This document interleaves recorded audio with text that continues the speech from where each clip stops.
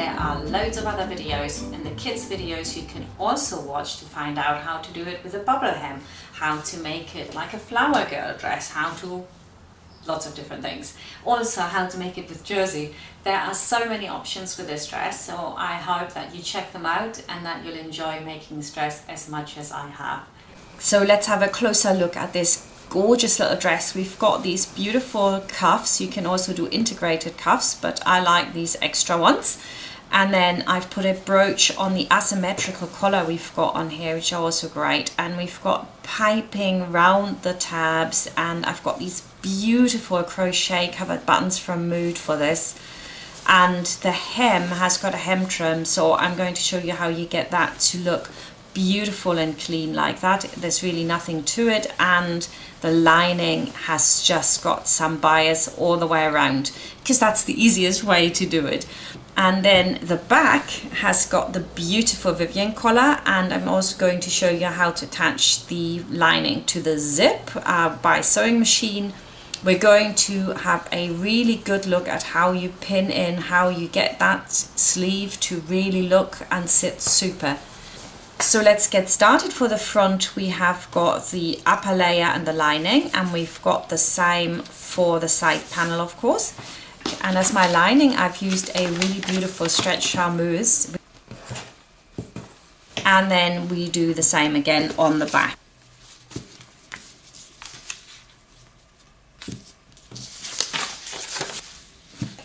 The tabs, I'm using layers for this so that the black doesn't shine through. So this is just some cotton, any cotton will do.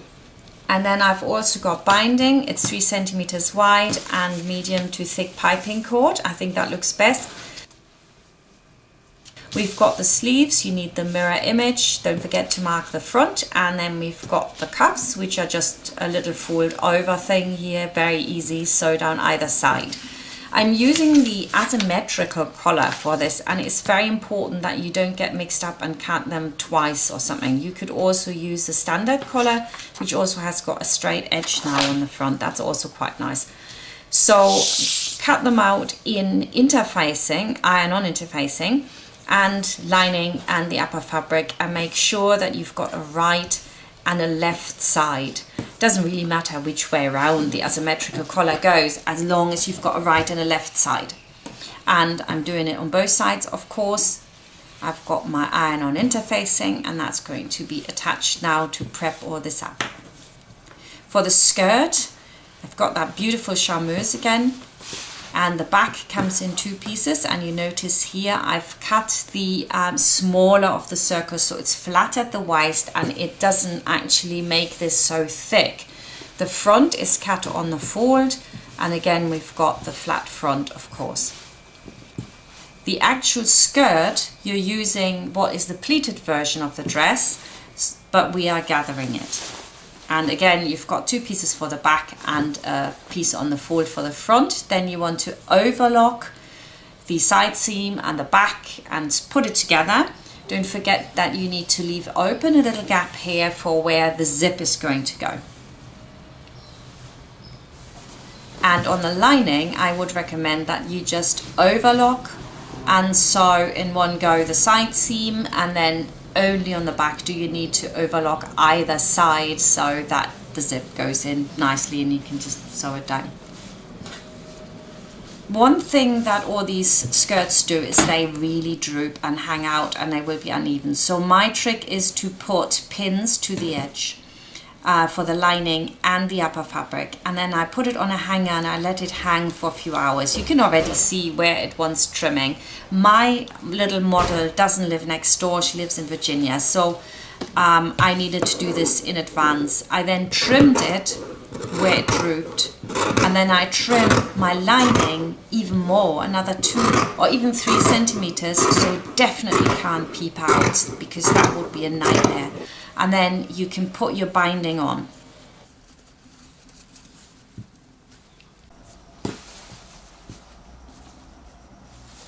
Decide how wide you want the trim to be, and then cut that off your skirt pattern, which is already a little bit reduced there. And then cut them out on the fold. You need 2 of them. and we're going to sew those together so we get like a massive big circle which we just put on top of the actual skirt.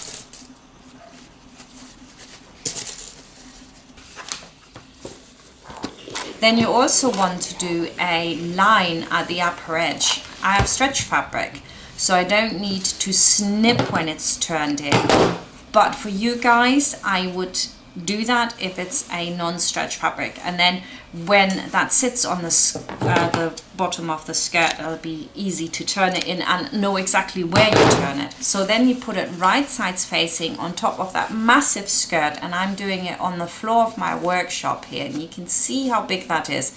I would not want to do that when the dress is finished. Up to you, of course, but oh, no way. Then you sew it down and cut back the seam allowance, which also takes forever. And once that is done, we want to do some understitching. Understitching is when you sew the seam allowance to the lining or the upper fabric. So in this case, it's the upper fabric here.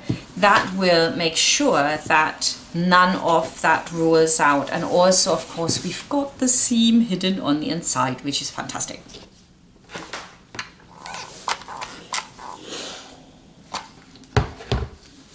So at this point, we're going to iron for about half an hour all the way around, and then we can tuck in the top, and we know exactly where because we've sewn this foot width line there. That's a really, really good guide, and that needs to disappear, and we pin it all the way around. And then the next step is sewing that down close to the edge, and again I press it. Ironing is just massively important when you're sewing a dress. And then we're going to put the gather threads to the top of the skirt so it's completely prepped up, and we're again going to gather it, and then we can put that aside for a while and start on the actual bodice. So we're going to put together the collar now. So right sides facing, the iron-on interfacing is ironed on here, so right sides together. And we're going to sew all the way around, leaving the neckline open, and always sew from the side that has the interfacing, else it'll kind of bubble and push. We do the same with the other side of the collar, again all the way around, and I tend to just put some pins in the center just so it can't move. Afterwards, I'm going to cut all this back so that it lies nice and flat and can't go anyway, and so that it lies nice and flat. Next we're going to turn the collar, and when you iron this you want to use this kind of rolling motion and like that, backwards and forwards. You could also understitch the collar, and the stitch line would then be on the polka dot fabric. I didn't do that here, it's not necessary, but obviously you could do that. Move it out, keep rolling it until you do not see that peeping out. Lots of steam. Then move the upper collar down about 2 to 3 millimeters, and that will make sure that this collar doesn't flip up, but that it sits nice and round towards the body, because it will push down over the lining. Close to the edge, you want to stitch that all the way. Then I'm trimming it. You don't need to trim it. You can just leave it the way it is. It's also fine. Next, we're going to do the tabs. If you need to see how to do piping, you can do that by watching the perfect piping on the neckline video. I'm putting my mount underneath it because I don't want the black to shine through. I'm putting my medium size to large size piping into the piping cord. The right side is on the outside here, and I stitch it not too close to the piping cord and then cut it back. I will be stitching very close to the piping cord now that I'm going to put it onto the actual tab, and then I put the lining over the top and sew around it again and again. I'm showing this also in the original base videos, and if you've got my instructions you can just click on them to see a little bit more detail on the tabs.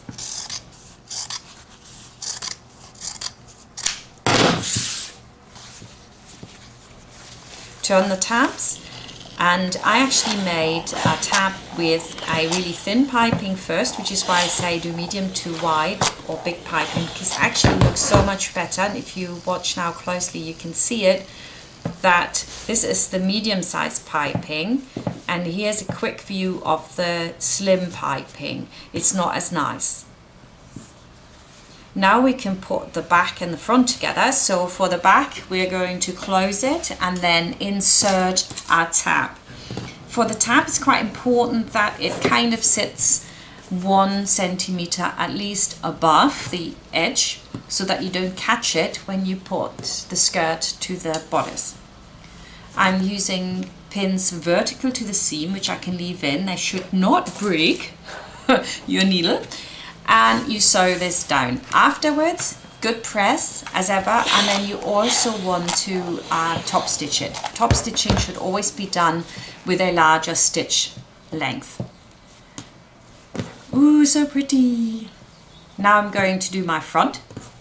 Your pattern actually has got notches and markings there, so that if you marked it, you might not even want to pin it. I do it without pinning, but if you feel, you know, more safe, then do pin it. And then you want to iron the seam allowance towards the body center and give this a jolly good press.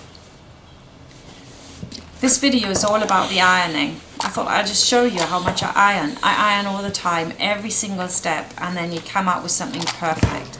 The bigger the bust, the more tension you'll get here. By the smaller bust sizes, you might not need to snip it, but the bigger the bust, you need to snip it so that there's no tension. Then on the charmeuse, I'm going to iron this seam towards the side seam so that that gives you a flatter look.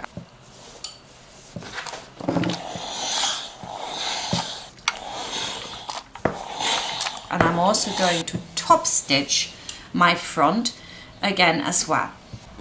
Now I can put the shoulder seams together, so I do that shell fabric or the outer fabric, and I'm also going to do it on the lining.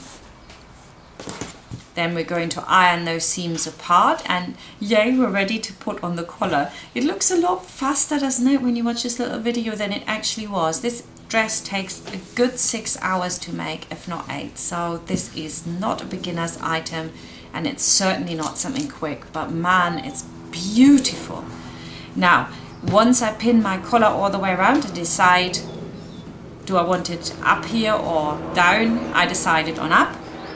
And the collar should end 1 centimeter before the end. Again, you have got markings that you should stick to on the pattern so that it sits beautifully and is not stretched. And we're just sewing this close to the edge all the way around. And then finally we can put the lining over, and a lot of you have watched so many videos now, so it's the same. Always leave 3 centimeters at the end open so we can get the zip in.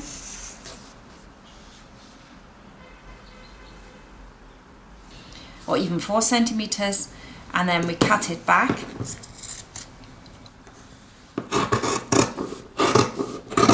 To make sure that the lining doesn't rise up from the inside, which is really not nice. We're going to do some understitching as well. First you want to snip all your curves too, so that it's nice and flat, and then if you roll over your lining, you just understitch it here very close so that it can't roll up. And here you can see you get 2 lines on the inside and 1 line on the outside. I know people get confused about that, but it's such an easy thing to do once you know how. Look at that, it'll never rise up. Then you give this a really good press again. Do not skip the pressing. This video is all about the pressing. All the way around. Next we're going to close the side seams on the upper shell fabric and also on the lining. And then we're going to iron the seams apart again. No skipping the ironing. I had to be really careful because it's polyester charmeuse, so but when you have cotton you can really steam it. And the bodice is together, we just need the sleeves now. So overlock the sides and then put it together. Iron your seam apart. And now we're going to do the cuffs. Right side goes to the inside. This is actually stretch satin in silk and cotton. It's beautiful, but it's now gone. This is the last bits I had of it. I'll cut off my corners, turn it, move out the edges with a pin, and then give it a good press again. Also, when you're sewing a corner, if you sew it slightly round, it will come out sharper. So that is a bit of a trick. I show it in some of my sewing videos, but obviously this is just about ironing and sequencing. Now you put it where you have to snip for where the cuff is meant to start, and that's like at the back of the arm. And I'm putting vertical pins in again to hold it in place, and then I just pin it all the way around. Next, I'm going to sew them on and then overlock it, iron it, and top stitch it so that this overlocking can't come out. That's quite important. Longer stitch length again, and then you decide how you want the cuff to sit. I quite liked it like that. The model liked it better down. So up to you how you want to iron this and style it. Next, we're going to put the bodice onto the skirt which we pre-gathered. You want to line up your side seams and your center front and the back, and then just spend half an hour getting this on and then sewing it too. It's very important once it's sewn on that you check yourself. It happens to everyone that you catch things, especially if it's a big dress, and voila, look, I've caught it here. So this check is really important. So there it is, magic, already saved. Now I can remove my gather threads, and after that I'm going to make sure it's nice and smooth and overlock it. But before I do, I snip it and make sure I've got the seam allowance here ironed apart so that the zip is easier to get in. Now please ignore that there's netting, that looked horrible, I took it out. So you also attach the skirt to the bodice lining, right sides facing. And next we're going to put our sleeve in. So at this point you want to marry up the sleeve lining. Once that is done, you can stitch around close to the edge there all the way around. Now sleeves, this is what people struggle with. You want to put a gather thread in the top part of the sleeve, and then you pull it until you get a really nice curve at the top. That would sit really nicely inside your armhole. And then the clue is that you just iron that and steam it until it's flat. Now this might not work, of course, with polyester, but it does work with all your natural fibers, which is why I love cotton, and cotton sateen certainly is the ideal fabric for this. You just steam it in, look. And when it's really nice and flat, that will then be so easy to put in. When I say easy, it does take a bit of practice to put a sleeve in. So you can see how this is nice and round and flat. Now I'm going to find the front snip, put it on my right arm because the front snip has to face the front, and then I go through the right armhole of the dress. This is like idiot proof. And honestly, I've put in sleeves wrong, but with this method you cannot go wrong. You just stick it in there and then you find your underarm seam and you secure that.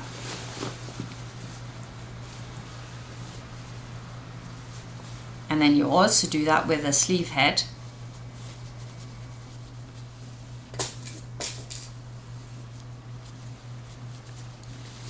So what you want to do is get your hands in there and really round it. You can see that here, I did it a bit exaggerated, but that's what you need to do. You roll over the sleeve, over the actual armhole, and pin it in.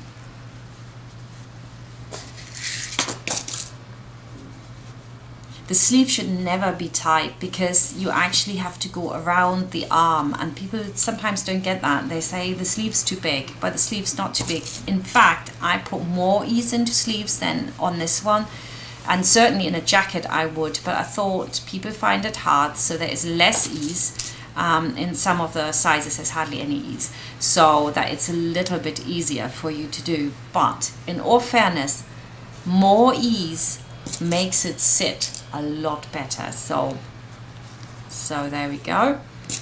Coming up, always this rounding around the hand. There you go, stick your fingers in there.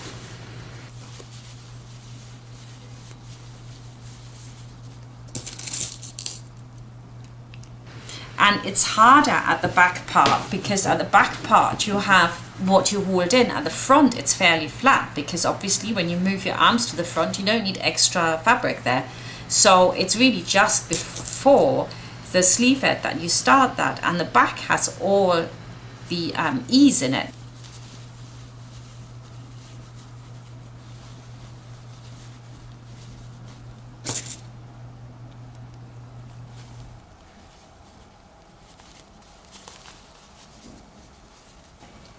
So once you've got it in, check that the sleeve hangs slightly towards the front, never towards the back. If it does, then the sleeve is in the wrong way. And then once you are happy with how it sits, you can sew it in. And once it's sewn in and it's really nice and flat, there shouldn't be any tightness across this area here, you then press it flat. And what that means is never from the outside, you just press the seams together, and that makes them like kind of melt together, and that makes the sleeve sit really well. And then the seam should always face the outside, so like into the sleeve when you're done. And we can overlock it now, and it's beautiful. Here I've actually shown you what happens when you don't steam it in first. I did one sleeve steamed in and one not, and I have a pleat. So it happens to me too. If you skip steps because, oh yeah, it'll be easy, you'll end up with a less than perfect product. Next we're going to put the zip in. Again, there's a separate video for that, and you can just find that on the instructions of the Vivienne dress. I would recommend a really good zip. I use Joanne zips, which are coats limited. Don't buy a cheap zip, they'll break. And boy, it's happening to me all the time. And it's every time I say I will never buy a cheap zip again, and then I do it again. I don't know about you. So check that your zip is in properly, that you have no puckering. And then we do the usual trick. So we roll back the lining, roll the zip over it, but then we're not just sewing over and hand stitching, but we're folding it backwards and we're pinning it. And now we can pin it almost all the way down. Of course you can't get right into the bottom there, but that's fine. You just fit it in for as far as you can go, and we do the rest by hand. And we're going to sew this in by sewing machine, which is of course much nicer because it's a long length. It's not like a little kiddie dress. Yes, I avoid hand stitching when I can. On this one, most definitely I did. The little gold dress, which is another video of this, which you can check out, lots of hand stitching. So this is what it looks like from the inside. So we've done it, so that's fantastic. End just needs to be done by hand. And now we're going back to finishing off the top. The lining tends to do a pleat here at the top, so I'm putting in a vertical pin so that can't happen. And then I just roll it back, pin it in, and sew across it. Dead easy, really.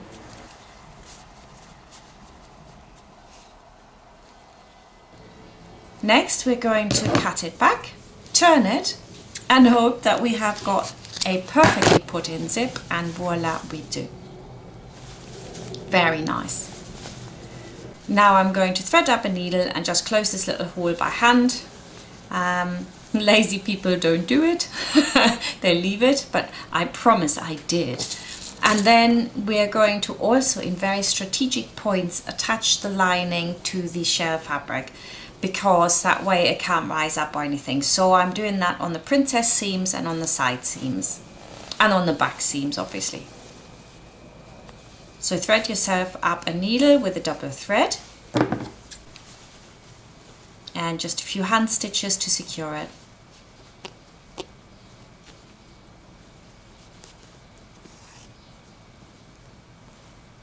Now then, the final part. I went to Mood, and I tell you what, Mood has got what we in German would call salty prices. I think the brooch was as much as the fabric for the dress. So, but there you go, I love it. So I'm putting this brooch through the whole way there, and it's just so gorgeous. It's the little touches that make a dress, I think. And then those beautiful crochet covered buttons, don't get me started on the price of those. It's like, what? But anyway, put them on preferably when the dress is finished, and you can actually try it on the model. Sometimes the tabs need to sit a little bit higher or a little bit lower. But in my case, I was sending it to Virginia without being able to check the fit or anything, so I just had to put them on. Wrap around, secure, and that's it. You've made an absolutely stunning dress. I just want to point out this is not a beginner's dress, and I've done 2 more which aren't really beginner's dresses, but you absolutely will love them. It's a gold dress which is in very much detail. It also shows all the sewing steps as well as all the ironing and the techniques here.